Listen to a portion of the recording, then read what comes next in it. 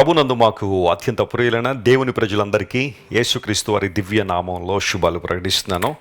ప్రతిరోజు ఉదయకాల సమయంలో వాగ్దాన సందేశం ద్వారా మిమ్మల్ని మీ కుటుంబాలని ప్రభావితం చేయడానికి దేవుడు నాకు అనుగ్రహించిన మంచి అవకాశాన్ని బట్టి నేను ప్రభువును స్తుతిస్తున్నాను. మన దేవుడు మంచివాడు, ఆయన గొప్పవాడు, కీర్తనీయుడు, ఆయన స్తోత్రార్హుడు. నువ్వు నేను చేసే స్తుతికి పాత్రుడైన దేవుడు మన ప్రభువు. అపోస్తలుడైన పౌలు యేసు ప్రభు గురించి మాట్లాడుతూ అంటాడు, ఆయన సర్వాధికారం కలిగిన దేవుడై ఉండి నిరంతరము స్తోత్రార్హుడై ఉన్నాడు అనే ఆ మాటను పౌలు మహాశయుడు రాశాడు. యేసు ప్రభువును చాలామంది ఈ రోజుల్లో దేవునిగా గుర్తించలేకపోతున్నారు. బైబిల్ నిర్ద్వందంగా సెలవిస్తూ ఉంది, యేసు ప్రభు ఆరాధనీయుడు, ఆయన దేవుడు. ఆయన ఆరాధించడం మనందరి లక్ష్యము, మనందరి కర్తవ్యం. ఎందుకంటే ఆయన ఆరాధనీయుడు, స్తుతిపాత్రుడు. మనందరి కోసం శిలువలో మరణించి తన ప్రాణాన్ని మన కోసం బలిదానంగా అర్పించారు. ఎవరైతే దేవుణ్ణి అనుసరిస్తారో, ఆయన గట్టిగా పట్టుకుంటారో, వారి జీవితాల్లో నూతనమైన కార్యాలు, అద్భుతాలు జరుగుతాయి అనడంలో ఏమాత్రం సందేహం లేదు. ఈరోజు వాగ్దానం కోసం కనిపెడుతున్నారా? పరిశుద్ధ గ్రంథం మీ దగ్గర ఉంటే తెరవండి. యోహాను సువార్త 15వ అధ్యాయం 7వ వచనాన్ని ఈరోజు ధ్యానాంశంగా మనం చదువుకుందాం. The gospel according to John chapter 15 and verse 7. నా యందు మీరును మీ యందు నా మాటలను నిలిచియుండిన ఎడల మీకేది ఇష్టమో అడుగుడి, అది మీకు అనుగ్రహింపబడును. If you abide in me. దేవుడు మాట్లాడుతున్నాడు, మీ యందు నా మాటలు నిలవనివ్వండి, నా యందు మీరుండండి, అప్పుడు మీకు ఏది ఇష్టం అడగండి, అది మీకు అనుగ్రహిస్తానని యేసు ప్రభు చెప్పారు. యోహాను సువార్తలో యేసు ప్రభు దైవత్వం చాలా చాలా స్పష్టంగా ప్రతిధ్వనిస్తూ ఉంటుంది. పరిశుద్ధాత్మ దేవుడు యోహాన్ను ఎట్టి విధానంలో ప్రేరేపించారంటే యేసు ప్రభు దైవత్వాన్ని చాలా స్పష్టంగా సువార్తల్లో రాసుకుంటూ వచ్చాడు. ఆ కారణాన్ని బట్టే తక్కిన సువార్థికులు రాయని చాలా అంశాలు అపోస్తలుడైన యోహాన్ రాసుకుంటూ వచ్చారు. 15వ అధ్యాయం దగ్గరికి వచ్చేసరికి యేసు ప్రభు వారు చెప్పిన అద్భుతమైన ప్రసంగం, దీన్ని అప్పర్ రూమ్ డిస్కోర్స్ అంటారు. యేసు ప్రభు వారు మేడగదిలో చెప్పిన ఈ మాటలన్నీ కూడా 13వ అధ్యాయం ప్రారంభం నుండి 15వ అధ్యాయం దగ్గరికి వచ్చేసరికి ఫలించుట అనే అంశాన్ని ఎక్కువగా యేసు ప్రభు హైలైట్ చేశారు. ఒక వ్యక్తి తన పాపినని గుర్తించి యేసు ప్రభువును అంగీకరించిన తర్వాత అయిపోయిందా? ఆధ్యాత్మిక జీవితం అక్కడతో ముగించబడిందా? ఖచ్చితంగా కాదు. ఒక వ్యక్తి రక్షణ పొందిన తర్వాత కూడా తన రక్షణను కొనసాగిస్తూ దేవునికి మహిమకరంగా బ్రతకాలి. పరలోక పిలుపు మనకు అందేంత వరకు కూడా మన జీవితం దేవునికి మహిమార్థమై ఉండాలి, ఆయన్ను గణపరిచేదిగా ఉండాలి, భావితరాలను ప్రభావితం చేసేదిగా ఉండాలి. రక్షణ చాలా ప్రాముఖ్యమైనదే. అయితే ఆ తర్వాత జీవితం ఫలవంతమైన జీవితాన్ని జీవించాలనే ప్రభు కోరుతున్నాడు. చాలామంది ఈ రోజుల్లో నేను రక్షణ పొందేశాను కదా, మారు మనసు పొందేశాను కదా, ఇంకంతా అయిపోయింది అన్నట్టుగా చాలామంది జీవిస్తున్నారు, ఇష్టానుసారంగా బ్రతికేవాళ్ళు. కానీ క్రైస్తవ జీవితం యొక్క ప్రాముఖ్యత రక్షణ పొందిన తర్వాత దేవునికి మహిమను తీసుకొచ్చే విధానంలో చాలా స్పష్టంగా కనబడుతూ ఉంటుంది. అపోస్తలుడైన పౌలు యేసు ప్రభువును రక్షణగా అంగీకరించాడు, కానీ ఆ తర్వాత అతని జీవితంలో వచ్చిన మార్పులు అనేక మందిని ప్రభావితం చేసే సంఘాలకు దీవెనకరంగా ఉన్నాయి. ఇప్పుడు దేవుని బిడ్డ, నీ రక్షణ తర్వాత నీ జీవితం ఫలవంతమైనదిగా ఉండాలని దేవుడు ఆశిస్తున్నాడు. మనం ఫలించాలని, బహుగా ఫలించాలని దేవుడు కోరుతున్నాడు. మనము ఆత్మ ఫలం ఫలించడం వలన, మారు మనసు తగిన ఫలములు ఫలించడం వలన, వెలుగు ఫలాన్ని ఫలించడం వలన పరలోకపు తండ్రి మహింపరచబడతారు. దేవుడు మనల్ని కలుగు చేసిన ఉద్దేశం అది కదా, ఆయన మనల్ని నిర్మించిన విధానమే అది కదా.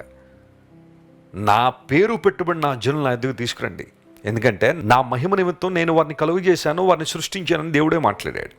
నీ జీవితానికి ఒక అర్థం ఉంది, నీ జీవితానికి ఒక పరమార్థం ఉంది. ఫలించాలని దేవుడు ఆశిస్తున్నాడు. ఫలములు లేని జీవితం దేవునికి మహిమను తీసుకురావట్లేదు. ఒకసారి నిన్ను ప్రశ్నించుకో, ప్రభు గురించి నువ్వు ఆలోచన చేస్తున్నప్పుడు నీ ఆధ్యాత్మిక జీవితాన్ని బేరీజు వేసుకుని ఫలములు ఫలించే జీవితంగా నీ జీవితం ఉందా? ఇలా ప్రశ్నించుకుని గనక మనల్ని మనం సరిచేసుకోగలిగితే, మనల్ని మనం సిద్ధపరచుకోగలిగితే ఖచ్చితంగా మన జీవితాల ద్వారా మన ప్రభును రక్షకుడైన దేవుడు ఎల్లప్పుడూ మహింపరచబడతారు. ఇక్కడ యేసు ప్రభు వారు చెబుతూ ఏమన్నారంటే, మీకు ఏది ఇష్టం అడగండి, మీకు ఇస్తాను. అలా అని చెప్పి వ్యర్థమైన కోరికలు తీరుస్తానని ప్రభు చెప్పలేదు. వ్యర్థమైన ఆశలన్నీ బొట్టరండి, లోకాశలన్నీ తీసుకురండి, నేను అవన్నీ గ్రాంట్ చేస్తూ ఉంటాను, మీరు అడగండి అంతే ఇచ్చేస్తూ ఉంటానని ప్రభు చెప్పలేదు. జాగ్రత్త గమనించండి, రక్షించబడిన విశ్వాస యొక్క కోరికలు క్రీస్తు కేంద్రితమై ఉంటాయి. Praise the Lord. Christ centred wants or desires. క్రీస్తు కేంద్రితమైన కోరికలుగా ఉంటాయి. వ్యర్థమైన ఆశలు కానీ, లోకాశలు కానీ, లోక సంబంధమైన ఇచ్చలు కానీ నెరవేర్చుకోవడానికి దేవుని బిడ్డ పరుగులెత్తడు. క్రీస్తు రాజ్యం కట్టబడాలని, ఆయన వాగ్దానాలు నెరవేర్చబడాలని, క్రీస్తు యొక్క మహిమను అనుభవించాలని, క్రీస్తు ప్రభు యొక్క సంఘము నానాటికి అభివృద్ధి పొందాలని, సంఘ నిర్మాణంలో, సంఘ అభివృద్ధిలో నా మట్టుకు నేను ఏం చేయగలనని తను ప్రశ్నించుకుంటూ, పరిశీలన చేసుకుంటూ క్రైస్తవుడు ముందుకు వెళ్తాడు. కాబట్టి ఆ వ్యక్తి కోరికలన్నీ కూడా క్రీస్తు కేంద్రితంగా ఉంటాయి. నీ కోరికలు ఎలా ఉన్నాయి ఒకసారి ఆలోచించే. ఉదయాన్నే లేచిన తర్వాత రాత్రి పడుకునే వరకు నీ కోరికలన్నీ కూడా ఒక పేపర్ మీద రాస్తే అందులో ఎన్ని మంచి ఉంటాయి, అందులో ఎన్ని చెడ్డ ఉంటాయి ఆలోచించేయాలి. మూర్ఖత చొప్పున నడిచే కొన్నిసార్లు మన ఆలోచన చెడ్డ కోరికలు మనల్ని ప్రేరేపిస్తూ ఉంటుంది. శరీరేచ్ఛలు అన్నాడు. అందుని బట్టే చాలామంది శరీరేచ్ఛలు నెరవేర్చుకోవడానికే బ్రతుకుతున్నా ఉన్నట్టుగా బ్రతుకుతున్నారు. కానీ ఎవరైతే దేవుని ఆత్మ ద్వారా నడిపించబడతారో వారు శరీరేచ్ఛలు నెరవేర్చరన్నాడు. If you walk in the spirit you will not fulfil the lust of the body. శరీరానికి సంబంధించిన ఇచ్చలు, కోరికలు ఇవన్నీ నెరవేర్చకుండా మనం ఉండాలి అంటే దేవుని ఆత్మ ద్వారా నడిపించబడాలి. పరిశుద్ధాత్మకు మనం సంపూర్ణంగా సమర్పించుకోవాలి, అప్పగించుకోవాలి. నా యందు మీరు నిలిచి ఉండండి, అబాయిడ్ ఇన్ మీ. నా పరిశుద్ధతలో, నా ప్రేమలో, నా సహవాసంలో మీరు నిలిచి ఉండండి. మీలో నా వాక్యాన్ని ఉండనివ్వండి. అప్పుడు మీకు ఏది ఇష్టం అడగండి, మీకు ఇస్తాను. అపోస్తలుడైన పౌలు జీవితం మరొక్కసారి మీ ముందుకు తీసుకొస్తాను. అనేక మంది రక్షణ పొందాలని, దేవుని సంకల్పాన్ని గుర్తెరగాలని, రక్షణ భాగ్యంలో కొనసాగాలని పౌలు ఆశించాడు. అతని కోరికలన్నీ కూడా క్రీస్తు రాజ్య నిర్మాణం వైపుగానే ఉన్నాయి. దేవుని బిడ్డలారా, ఈ లోకంలో మనం జీవించేటప్పుడు మంచి ఆహారం తినొద్దని బైబిల్ చెప్పట్లేదు, మంచి బట్టలు కట్టుకోవద్దని బైబిల్ చెప్పట్లేదు, గృహాలు వద్దు అని దేవుని వాక్యం చెప్పలేదు, వాహనాలు వద్దని చెప్పలేదు. కానీ ఒక క్రైస్తవుని యొక్క కోరికలు వాటికి అతీతంగా ఉంటాయి. నశించిపోతున్న వ్యక్తులు రక్షణ పొందాలి. ఎవరైతే ఇంకా సువార్తను వినలేదో వారికి సువార్త అందాలి. క్రీస్తు రాజ్య విస్తరణ జరగాలి. పరిశుద్ధతలు అందరూ ఎదగాలి. నీతితో ప్రతి ఒక్కరూ జీవించాలి. ఇలాంటి ఆలోచనలు ఆ వ్యక్తి కలిగి ఉన్నప్పుడు బైబిల్ సెలవిస్తూ ఉంది, ప్రతి మంచి కోరిక, నీతియుక్తమైన ప్రతి కోరికను దేవుడు నెరవేర్చడానికి ఆయన ఎల్లప్పుడూ సిద్ధంగానే ఉన్నాడు. నీతిమంతుల కోరిక ఉత్తమమైనదని బైబిల్లో రాయబడింది. అందును బట్టి దేవుని సన్నిధిలో ఆయనలో నిలిచి ఉందాం, వాక్య ప్రకారం జీవిద్దాం, ఆత్మ సంబంధంగా, మానసికంగా, శారీరకంగా మనకి ఏది అవసరమో ప్రభుతో చెబుదాం. దేవుడు వాటిని ఖచ్చితంగా మన జీవితంలో నెరవేర్చి అద్భుతం చేస్తారు. ఒక బ్రేక్ త్రూ కోసం నువ్వు ప్రార్థన చేస్తున్నావా? నీ కుటుంబ జీవితంలో కావచ్చు, నీ ఉద్యోగ పరిస్థితుల్లో కావచ్చు, నీ జీవితంలో ఎలాంటి అద్భుతాన్ని నువ్వు ఆశిస్తున్నా దేవుని వైపు చూడు, ఆయన సంకల్పాన్ని గుర్తెరుగు, ఆయన చిత్తాన్ని నెరవేర్చు. ఖచ్చితంగా ప్రభు నీ పక్షా నుండి మేలు జరిగిస్తారు. ప్రార్థన చేసుకుందాం. ప్రేమగల తండ్రి, ఇంతవరకు మీరు మాకు ఇచ్చిన ప్రతి మంచి మాటను బట్టి నీకు వందనాలు. మేము నీలో నిలిచి ఉన్నప్పుడు, నీ వాక్యం మాలో ఉన్నప్పుడు ఏది ఇష్టం అడగండి మీకు ఇస్తానని వాగ్దానం చేశావు. లేఖనాల్లో అనేక మంది యొక్క ఆశలను నెరవేర్చావు ప్రభువా. ఈరోజు మా ప్రియులు ఎంతమంది అయితే ఈ వాగ్దాన సందేశాన్ని వీక్షిస్తూ నీ సన్నిధిలో తమ ఉద్దేశాలను ప్రభువా, తమ కోరికలను, తమకేం కావాలో నీకు తెలియచేస్తున్నారో వాటిని మీరు నెరవేర్చండి. నీ నా మహిమార్థమై అనారోగ్యతున్న వారికి స్వస్థ ఇవ్వండి, విడుదల లేని వారికి విడుదల ఇవ్వండి, ఆర్థికంగా చితికిపోయిన వారు లేవనెత్తండి. సంపూర్ణమైన నీ కృపను వారి మీద కుమ్మరించండి.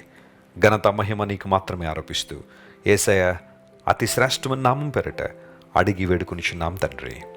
Amen, amen. God bless you dear friends. Have a wonderful day. Christ worship centre ఓ బలమైన సంఘ ఉద్యమం. కొన్ని సంవత్సరాల క్రితం కేవలం 2తో ప్రారంభించబడిన పరిచర్య నేడు ప్రపంచవ్యాప్తంగా లక్షలాది మందిని ప్రభావితం చేయుచున్నది. రాజమండ్రి, సికింద్రాబాద్, బెంగళూరు, నెల్లూరు, దుబాయ్, బెహ్రైన్, కరీంనగర్, విశాఖపట్నం, గద్వాల్, కొవ్వూరు, మలకపల్లి, శ్రీలంక, భూటాన్, అడ్డతీగల, పాలమూరు, ఒంగోలు, బళ్ళారి, కోరుకొండ, పోతవరం, నల్లజర్ల, వెంకటరామయ్యగూడెం, మచిలీపట్నం, ఇందిరానగర్లతో పాటు అనేక గ్రామాల్లో క్రైస్ట్ వర్షిప్ సెంటర్ ఆరాధనలు జరుగుచున్నవి. వాక్య సంబంధమైన ఉద్యమంలో, పరిశుద్ధాత్మ సంరక్షణలో కొనసాగాలనుకునే ప్రతి ఒక్కరికి మా ప్రేమపూర్వక ఆహ్వానాన్ని అందిస్తున్నాము. రండి, ఆత్మతో సత్యముతో ప్రభువైన యేసు క్రీస్తును ఆరాధిద్దాం. మీరు ఇంతవరకు విన్న దైవ సందేశం మరియు దేవుని సేవకులు చేసిన ప్రార్థన మీకు ఆశీర్వాదకరముగా ఉన్నదని విశ్వసించుచున్నాము. ఈ సందేశాన్ని మీ స్నేహితులకు, బంధువులకు షేర్ చేయండి. మీకు ఏదైనా ప్రార్థన అవసరత ఉన్నచో మా ఫోన్ నంబర్లకు కాల్ చేయండి. దేవుడు మిమ్మల్ని ప్రేరేపిస్తే విశ్వాసంతో సాగుచున్న ఈ పరిచర్యను ప్రోత్సహించండి. మరిన్ని వర్తమానాలు, పాటలు వినుటకు జాన్ వెస్లీ మినిస్ట్రీస్ అను మా యూట్యూబ్ ఛానల్ను సబ్స్క్రైబ్ చేసుకోనండి. ప్రభువైన యేసుక్రీస్తు కృప మీకు తోడైండును గాక.